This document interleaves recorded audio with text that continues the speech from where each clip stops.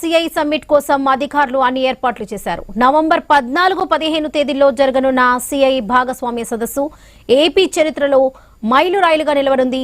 CI భద్రత కోసం నగర ప్రవేశ మార్గాల వద్ద వాహనాలను తనిఖీలు చేస్తున్నారు పోలీసులు.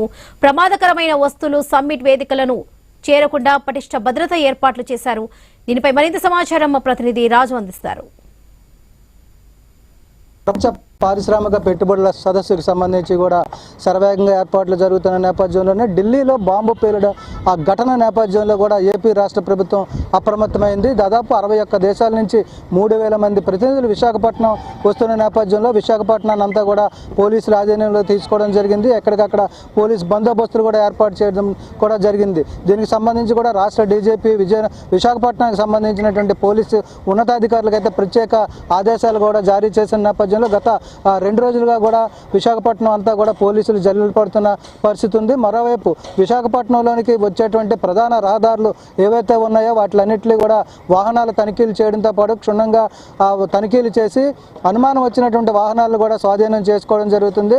మరోవైపు చూసుకుంటే ఎక్కడ ఎలాంటి అవాంఛనీయ సంఘటనలు జరగకుండా ముందస్తు చర్యల్లో భాగంగా కూడా విశాఖపట్నం ప్రధాన రహదారులు అటు విజయనగరం నుంచి విశాఖపట్నం వచ్చేటువంటి సరిహద్దు, ఇటు తూర్పుగోదావరి నుంచి వచ్చేటువంటి విశాఖపట్నంకి వచ్చేటువంటి సరిహద్దుతో పాటు మరోవైపు ఏజెన్సీ ప్రాంతాలు అల్లూరు సీతారామరాజు జిల్లా పరిధిలో ఉన్నటువంటి చింతపల్లి, లంబసింగి, కొయ్యూరు, గూడెం, కొత్తవీధి ఇలాంటి ప్రాంతాల్లో కూడా పోలీసులు తనిఖీలు అయితే ముమ్మరం చేసిన పరిస్థితి కనిపిస్తుంది.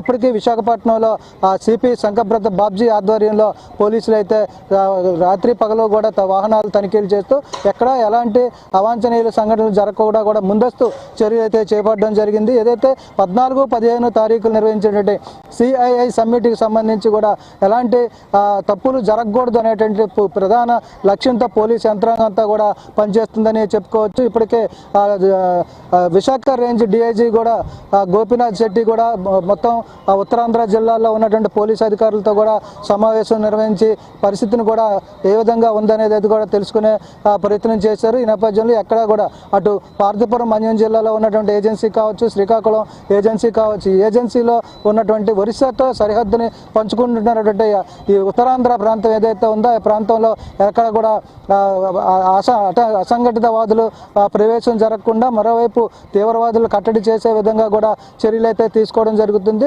ముఖ్యంగా సిఐఏ సమ్మిట్ దృష్ట్యా కూడా ఇక్కడైతే భారీ బందోబస్తు ఏర్పాట్లు కూడా చేస్తున్నారు. స్వయంగా సిపి శంకరబ్రత బాబ్జీ పర్యవేక్షణలో ఈ బందోబస్తు ఏర్పాట్లు కూడా కొనసాగుతున్నాయని చెప్పుకోవచ్చు.